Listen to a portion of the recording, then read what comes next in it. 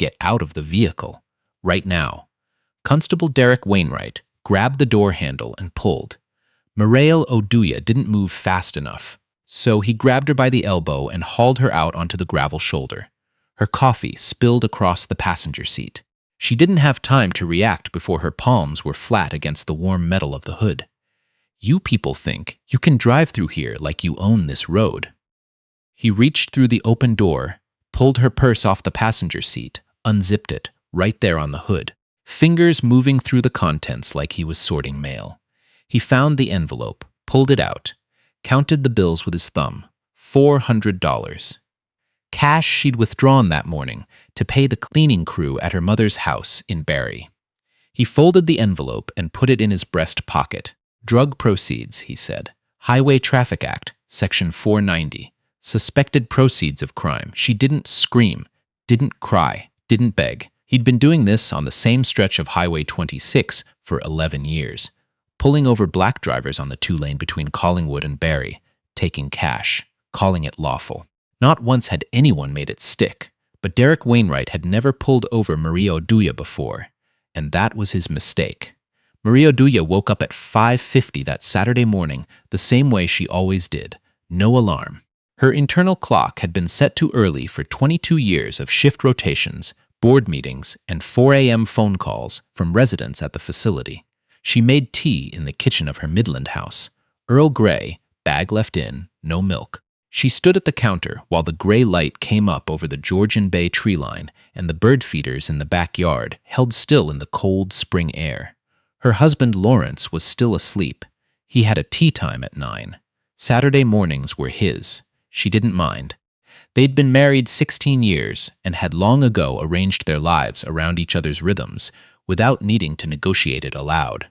Mireille set her tea down and checked her phone. An email from the ministry.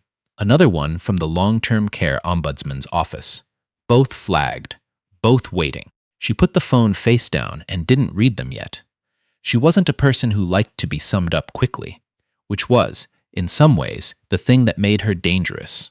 If you saw her on a Saturday morning in her mother's driveway in Barrie, you'd see a 51-year-old black woman in a winter coat, carrying a canvas bag from the grocery store. You'd see someone's daughter dropping off tea and groceries and checking whether the gutters needed cleaning. You wouldn't necessarily see the chief inspector, with Ontario's long-term care inspection branch, 15 years in, the person whose sign-off had shut down 3 facilities in Grey Bruce County alone in the past 4 years. You wouldn't see the woman whose investigative reports had been cited twice in provincial legislature debates. She kept it that way on purpose. She left Midland at 9:30. Lawrence was fan still his robe when she kissed him on the cheek and told him not to bogey the back 9. He made some comment about the odds, and she laughed going out the door. She took the 26. She always took the 26. The highway ran along the south edge of Georgian Bay, pine trees and rock cuts on one side, water on the other in summer, gray slush and frozen fields in April. She knew this road the way she knew the hallways of a facility she'd walked 100 times. She'd driven it most of her adult life. Her mother had lived in Barrie since Mireille was 9.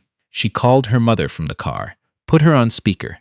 "I'm leaving now. I'll be there around 11. "Oh, good. I'm making soup. Mayman, I told you I'd bring lunch. And I told you I'd already started. You know how I am." Mireille smiled. She did know. Her mother, Cecile Oduya, was 77 years old and still ran her kitchen like she was feeding a family of 7. She'd come to Canada from Ghana in 1978. She had opinions about stock cubes and about politicians and about the proper way to fold a fitted sheet, and she expressed all 3 with equal conviction. "Take the old route," Cecile said, "not the 400. Your uncle came through last week and said the 400 was backed up past Barrie South, right to the 89. I'm already on 26, Mayman." Her mother paused. "That road," she said, with a particular tone she only used for certain things.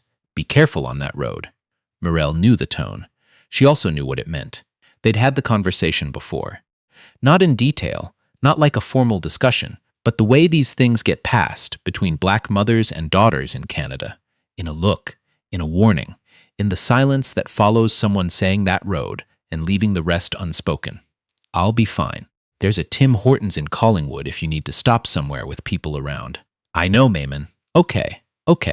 I'll see you soon. Mireille hung up, kept both hands on the wheel at 10 and 2. Old habit. Her daughter's posture, Lawrence called it, the one she got from 20 years of knowing exactly what could happen on a quiet stretch of Ontario highway. The road past Collingwood was empty in the way April roads are empty. Tourist season hadn't started, no cottagers yet. The ski hills were closed. The bay was still gray and flat, and the trees along the road hadn't come in yet, just bare branches against a white sky. She saw the cruiser parked on the shoulder behind a rock cut, provincial police. She clocked it before she was even close, the way she always clocked them. Her speed was exactly 100. She had no reason to tighten. She tightened anyway. The lights came on when she was past him. She exhaled through her nose, signaled, pulled off carefully onto the shoulder, tires crunching on the last of the winter gravel. She put the car in park, turned off the engine, put both hands on top of the steering wheel. Visible. Still. The cruiser sat behind her for nearly 2 minutes. She watched the lights spin in her mirror, red and blue washing the rock face behind her. Nobody got out. This was part of it, too. The waiting. She knew what waiting was for. The driver's door finally opened. The officer walked toward her, slow and unhurried, boots on the gravel, the sound of someone who did not consider himself to be in a hurry because nothing on this road had ever required it. She looked in her side mirror as he approached. Constable Derek Wainwright, late 40s, heavyset, the kind of build that comes from 20 years on a desk between patrols, mirrored sunglasses even under overcast skies. His partner stayed by the cruiser, younger, standing with arms crossed and eyes on the road ahead. Wainwright stopped at her window. He didn't crouch down. He stood above her with his hands on his belt and waited for her to lower the window completely before he spoke. License and registration. No reason given. No greeting. No badge number offered. Good morning, Constable. Can you tell me the reason for the stop? He looked at her the way people look at things they've already decided. Not curious. Just assessing. License and registration. Mireille reached slowly for the glove box. She narrated it out loud. I'm opening the glove box for my registration. My license is in my wallet in the center console. She handed both through the window. He took them without looking at her face, held them loose in one hand. His attention was on the car, not the documents. Where are you coming from? Midland. Where are you headed? Barrie. Visiting my mother. Barrie. He repeated it like he was making a note of it. That's a ways. What brings you this way? I drive this road regularly. I grew up coming this way. He looked at her plates. Ontario. He walked to the front of the vehicle, looked at the plate number, walked back. Slow. No hurry in the world. These plates registered to this address? Yes. You're a long way from home for a Saturday. I told you. I'm visiting my mother. He looked past her, into the back seat, then at the passenger seat, then at the console where her phone sat in its mount and her canvas bag was propped against the seat. Step out of the vehicle, please. Constable, I haven't been told the reason for this stop. I'm happy to cooperate, but I'm asking. There's an odor in this vehicle. I'm detecting what I believe to be the smell of cannabis. I need you to step out. She didn't move right away. She held very still. There was no cannabis. There had never been cannabis in this car. The car smelled like Earl Grey tea from her travel mug and the faint trace of Lawrence's aftershave from the dry cleaning bag he'd left on the back seat 2 days ago. But she knew what odour of cannabis meant. It was a key, old as the highway. It didn't need to be true to work. She unfastened her seatbelt, opened the door slowly, stepped out onto the gravel shoulder. The morning air was cold and smelled like pine and road salt, and the leftover smell of a winter that hadn't quite finished leaving. She stood beside her car. Her hands were visible. She kept them loose at her sides. I do not consent to a search of my vehicle. She said it the way she said most things in professional situations, clearly, precisely, not as a challenge, as a statement of record. Wainwright smiled with one side of his mouth. Hands on the hood, please. She placed both palms on the hood. The metal was cold. She stared at the rock face in front of her, the lichens on the granite, the scrub of last year's goldenrod at the base. She could hear him moving behind her, the sound of her car door opening, the sound of her belongings being touched. His voice came from just behind her right shoulder, quiet enough that it didn't carry far. "You know what I've learned," he said, "in 11 years on this road?" She said nothing. "People drive through here thinking the rules are different for them, thinking because they're coming from somewhere nice, living somewhere nice, they've got some kind of pass." She noted the words, filed them the way she filed everything. 11 years, this road. She wrote them into her memory like entries in an inspection log. His partner's voice came from the passenger side. "Got a canvas bag here." And an envelope. Wainwright came around. She heard the envelope being opened, the sound of bills being counted. She didn't turn around. She kept her eyes on the rock face. $400 cash. He appeared in her peripheral vision. "What's this for?" "It's to pay my mother's cleaning service."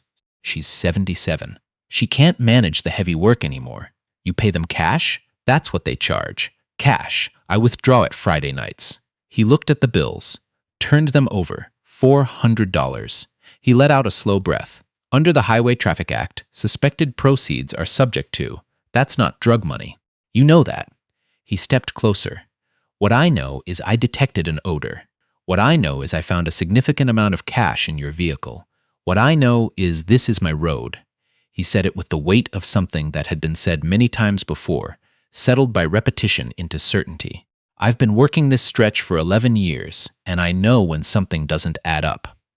He put the envelope in his breast pocket. She turned her head and looked at him, not with fear, with the specific quality of attention she used during facility inspections when she'd found something that confirmed everything she'd already suspected. "I want you to think carefully about what you're doing," she said. He reached into his shirt pocket, pulled out a form, pressed it against the roof of her car, and filled it out. His handwriting was unhurried. He took his time. He misspelled her last name deliberately, wrote Oduya instead of Oduya, in the way that tells someone their name doesn't matter to you. He handed her the seizure receipt through the window. Asset seizure form, section 490.1. He tapped it once with his finger. Drive safe. She took the form. She looked at her name, misspelled. She looked at the amount. She looked at the date, the time, the constable number printed at the top. She did not drive. Not yet. Constable. She said his name from the form. Constable Wainwright. He stopped. "I want to make sure I have your badge number." He turned around. "It's on the form. I'd like you to confirm it verbally, please." Something passed across his face, not quite uncertainty, more like a slight shift in the weather. He said the number. She repeated it back to him. "Correct?" He nodded. Slow. And then he said, "Move along, please." She waited until he was back in the cruiser before she started the engine. She drove exactly 100 kilometers per hour, both hands on the wheel, eyes on the road. In her rearview mirror, the cruiser sat motionless, and then shrank, and then disappeared around the curve. She drove 11 kilometers before she pulled off onto a forestry access road, stopped behind a stand of spruce trees, turned off the car. She sat with her hands in her lap for a moment. The trees around her were very still. A raven crossed the sky. Then she picked up her phone and opened her contacts. She did not call Lawrence, not yet. She called a number she had saved under a last name only. It rang twice. "Mireille, it's Saturday morning. I know what day it is, Henri." Henri Tossignant had been the deputy chief of the Ontario Provincial Police Professional Standards Bureau for 8 years. He and Mireille had served on the same provincial oversight task force 4 years ago. They'd spent 3 days in a conference room in Kingston arguing about inspection protocols and come out of it with a mutual respect that had survived every subsequent disagreement. "I was just pulled over on Highway 26, she said, between Collingwood and Barrie. Constable Derek Wainwright. Badge number." She gave him the number. Henri said nothing for a moment. He took $400 in cash, she said. "Asset forfeiture," he called it. "Cannabis odor justification." "No cannabis. I told him I didn't consent to the search. He searched anyway. He misspelled my name on the seizure form." She paused. "And Henri, I need you to pull his full file. Every traffic stop on that corridor. Every seizure receipt. Every complaint going back to the beginning." Henri exhaled. "How far back?" "He told me 11 years. Another pause. "He said it like it was a credential," she said. "I'll make some calls." "Tonight." "Henri, I need this moving tonight." "Understood." She hung up, sat in the spruce trees for another minute. A chickadee landed on the branch outside the passenger window, looked at her, left. She called Lawrence next. He listened without interrupting, the way he always did, the phone quiet on his end, except for the distant sound of a golf club being leaned against something. When she finished, he said, "How many people has he done this to?" "I don't know yet. But you're going to find out." "That's the whole point," she said. She pulled back onto the highway, drove the rest of the way to Barrie. Parked in her mother's driveway just after 11, the same as she'd said. Cecile was at the door before Mireille was up the front steps. She took one look at her daughter's face and held the door open wider. "Come in. The soup's ready." They sat at the kitchen table. The soup was jollof with yam. Cecile set bread out and cut it without asking and poured tea, and then sat across from Mireille and waited. Mireille told her everything. Cecile listened with her hands folded around her mug. Her face did not change much. She was a woman who had heard things like this before, many times, across many decades. But her jaw tightened at the part about the envelope, and her eyes went still at the part about the misspelled name. When Mireille finished, Cecile looked at the table for a moment. "I know that road," she said. "I know you do." Her mother looked up. They didn't say anything else for a while. The soup cooled in the bowls between them. By Sunday morning, Henri Toussignant had the preliminary records. What they found was not subtle. Constable Derek Wainwright had conducted over 540 traffic stops on the Highway 26 corridor in 11 years. The racial distribution of those stops was not explainable by the demographics of the road. Drivers who were black or visibly racialized were stopped at a rate that was statistically irreconcilable with chance, particularly on the stretch between Collingwood and Barrie on weekend mornings and Saturday afternoons, times when people traveled between cottage country and the city, times when someone might reasonably be carrying cash. Civil asset forfeiture receipts associated with Wainwright's stops totaled $372,000 over the 11-year period. Not one of those seizures had resulted in a drug charge. Not 1 gram of cannabis, not one charge, not one prosecution. Just money taken on the side of a highway and a form handed back to a person who had no power to do anything about it. Complaints had been filed. 14 of them, spread across 8 years. Every one had been received by Sergeant Gary Ellsworth, Wainwright's supervising sergeant at the Collingwood detachment. Every one had been reviewed by Ellsworth and marked as no evidence of misconduct, no further action, not investigated, not forwarded to professional standards, not questioned, filed, and left. One name appeared twice in the complaint database. A man named Roderick O.C. Mensa, a contractor from Brampton who drove the corridor twice a month for a renovation project he'd been running up near Meaford. Wainwright had stopped him in June and again in November of the same year, taken cash both times, a total of $1,100. Roderick had filed both complaints himself in person at the detachment. Both had been reviewed by Ellsworth. Both were marked, resolved, no action warranted. Toussignant called Roderick on Monday afternoon. He answered on the third ring. When Henri told him an investigation was underway, Roderick went quiet for several seconds. "Is this actually happening?" he said. "Or are you calling to tell me the same thing they told me last time?" "This is actually happening," Henri said. Another silence. Then, quietly, "I lost work over that money. That was my materials deposit for a job. I had to tell my client I couldn't start on the date we agreed. Cost me the contract, and when I filed the complaint, he stopped. Nobody even called me back. We're calling you back now." The investigation moved quickly once it moved at all. Toussignant had learned from watching things not move for years that the only antidote to slow was paperwork and jurisdiction. He escalated to the office of the Independent Police Review Director within 48 hours. He also forwarded the file to the RCMP National Division's Civil Liberties Desk, not because he expected them to take primary jurisdiction, but because having federal eyes on it changed the temperature of things, changed who could make calls to make things stop. Nobody was going to make this one stop. By Wednesday of the following week, Wainwright was still on the road. He was sitting in the usual spot, behind the rock cut past Nottawasaga, coffee in the console, the Georgian Trail visible through the trees on the driver's side, when the car came up behind him. Black Tahoe, unmarked. Then another. Then a gray provincial sedan. He watched in his mirror. Two people got out of the first vehicle, one from the second. They walked toward his cruiser in a line, not hurrying. The lead investigator, Inspector Colette Beausoleil from the Professional Standards Bureau, not the same Colette from any other story, her own name, earned across 19 years, tapped on Wainwright's window.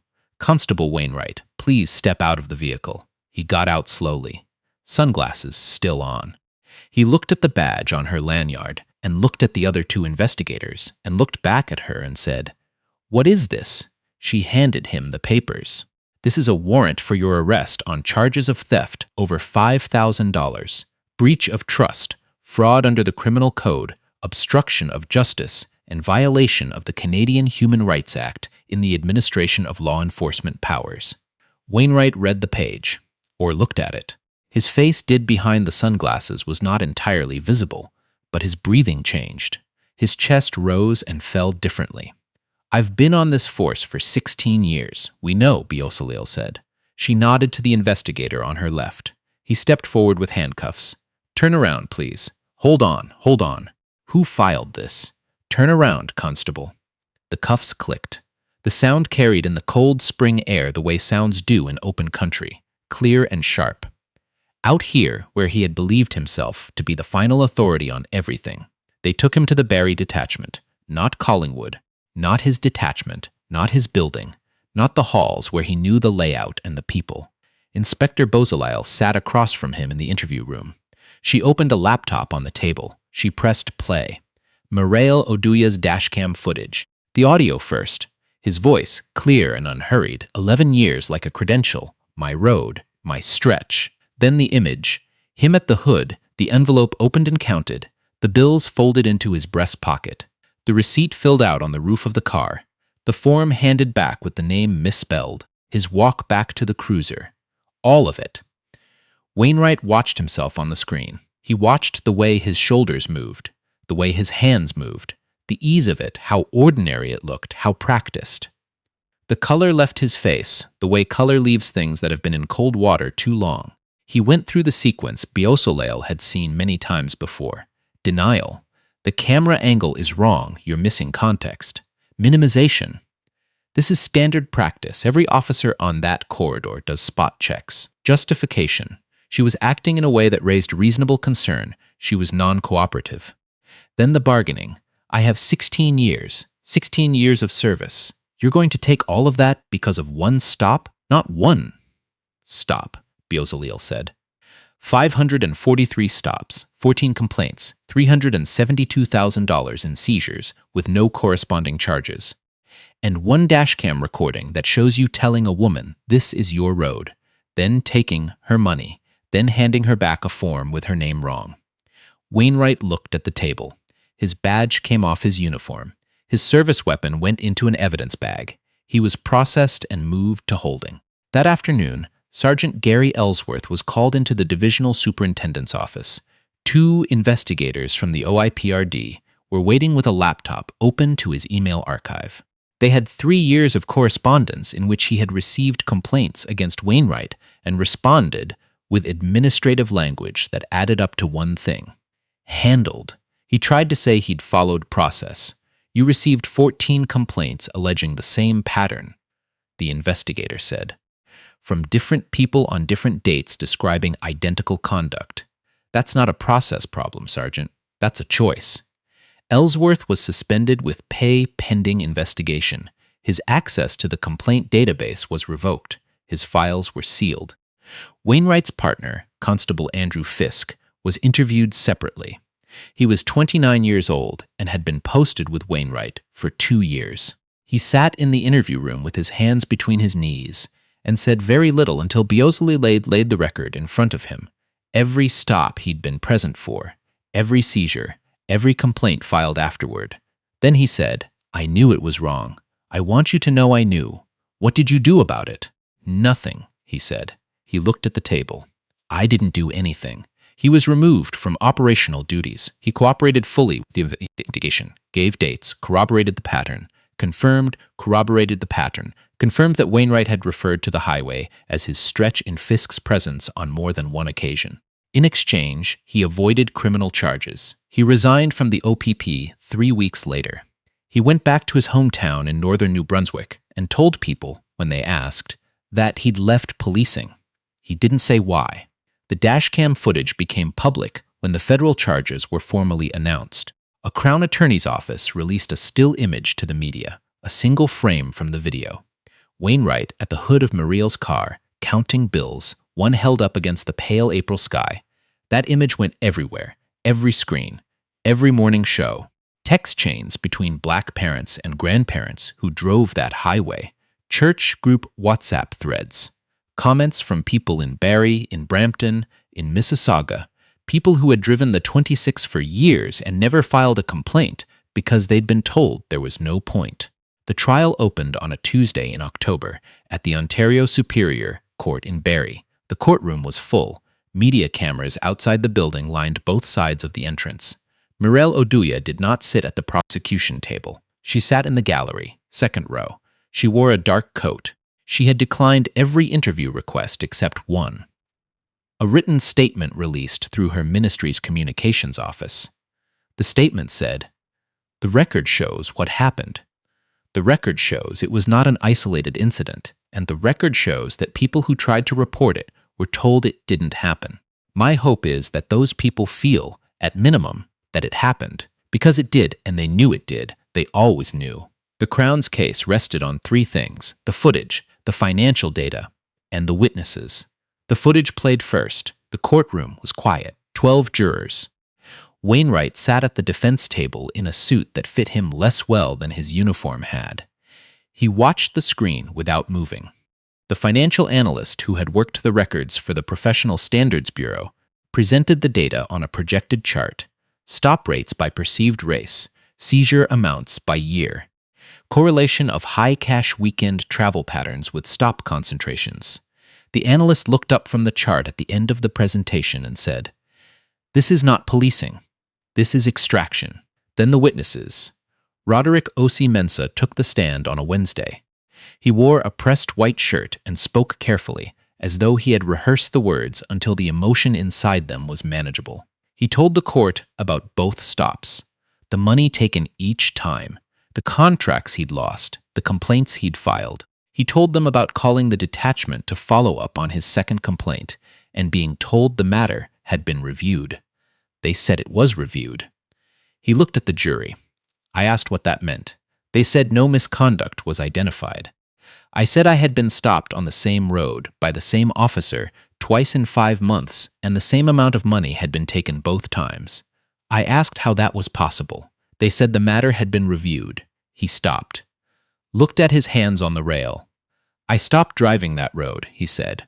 I added 40 minutes to my commute both ways for an entire year because I couldn't afford to lose another contract. I couldn't afford to get stopped again. That was my only option. Because nobody was going to do anything. A juror in the front row kept her eyes on the rail of the jury box for a long moment after he finished speaking. 9 more witnesses testified over the following days. A woman from Wasaga Beach, who had been stopped twice in the same year, once while coming back from a funeral, a retired postal worker from Elmvale, a young man from Brampton who had been stopped at 19, first time driving alone, and had not told his parents what happened because he didn't know how. The defense tried 3 things. Cultural competence. Wainwright was trained to conduct proactive enforcement and acted within the guidelines as he understood them. Confirmation bias. The data analysis relied on disputed methodology. And character. 16 years, commendations, community policing awards. The Crown took 6 minutes to address the commendations. Then they played the clip again. Just the last 90 seconds. The envelope, the pocket, the form, the name, wrong. The jury was out for 7 hours. They came back on a Thursday afternoon. Guilty, every count. Wainwright stood when the verdict was read. He held the edge of the defense table with both hands. He looked like a person standing in a doorway that has just become a wall. Judge Adora Blackwood, her own name, new to this story, sentenced him 3 weeks later. She spoke for 14 minutes. Her voice was level throughout. You used the authority of a uniform and a badge on a public highway to take money from people whose only apparent criterion for selection was the color of their skin. You did this hundreds of times. You told at least one person, on a recording that a jury has now heard, that this road was yours. It was never yours. It belongs to the public, the same public you were sworn to serve. You chose, repeatedly over 11 years, not to serve them. You chose to take from them instead. She sentenced him to 12 years federal, no parole eligibility for 8, full restitution of $372,000 to all identified victims, permanent prohibition from employment in law enforcement in any capacity in any province or territory. Wainwright was escorted out through the side door. He didn't look at the gallery. Sergeant Ellsworth pleaded guilty to obstruction charges and was sentenced separately to 18 months house arrest and a permanent removal from supervisory roles. He had already retired by then. His retirement was not described by any of the officers who'd worked under him as a loss. Constable Fisk was not charged. He was not celebrated either. He had known and said nothing for 2 years. He lived with that and took it with him when he left. Roderick Osi Mensah received his restitution check 6 months after the sentencing. He called the ministry number that had been given to victims as a contact point. He was routed to a coordinator. He asked if there was any way to pass a message along to whoever had filed the original complaint that started the investigation. The coordinator said she couldn't confirm any details, but she could pass along a message. "Tell her thank you," he said. "Tell her I didn't think anyone was going to do anything. I'd stopped thinking anyone was going to do anything." The OPP overhauled the detachment's complaint intake system within the year. Independent civilian oversight for all seizure receipts. Mandatory professional standards review for any complaint involving the same officer filed by 2 or more people within a 24-month period. Body cameras with tamper-proof logging across the corridor. Traffic stop data published quarterly and broken down by demographic proxies. It was not everything, but it was auditable. And auditable was Mireille Oduya's particular language of hope. She drove Highway 26 again on a Saturday in November, 8 months after the stop. Same route, Midland to Barrie. The bay was gray, and the rock cuts still held their frost in the shadows.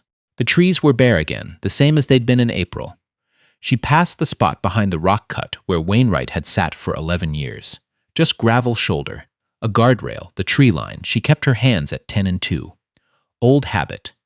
Her mother's lesson. The lesson she'd inherited along with everything else that gets passed down without a ceremony. Her phone rang. Speaker. "You on your way, baby?" "About 20 minutes, Maimon." "Good. I made rice. Cecile, I told you I'd bring. And I told you I'd already started." They spoke for a few minutes about ordinary things. The weather turning. Whether Lawrence's golf knee was going to need looking at. A neighbor's dog. The kind of conversation that is the fabric of things when the hard part is done and the life around it has room to breathe again. Before they hung up, her mother went quiet for a moment. The kind of quiet Mireille had heard only a few times in her life. The kind that carries weight, that doesn't have a name. "I drove that road for 30 years, Cecile said. "There were things that happened on that road that I never told you about, because I didn't think it would matter. I didn't think it would change anything, Maimon. I want you to know why I didn't tell you. Not because I was ashamed, because I was tired, and I didn't think anything would ever change." Mireille held the wheel. The bay opened up on her left, cold and wide, and going all the way to the sky. Something changed, Maimon. A breath. Long and slow, from a woman who had waited 30 years to let it out. "Yes," Cecile said. Something changed. Mireille hung up, drove the last stretch in silence. In Barrie, she parked in the driveway she had parked in 10,000 times, walked up the steps she had walked up since she was 9 years old. Her mother opened the door before she could knock. The house smelled like rice and tomatoes and something warm underneath. She went in. The door closed. On Highway 26, a car drove west past the rock cut, a black woman at the wheel, morning light flat across the bay.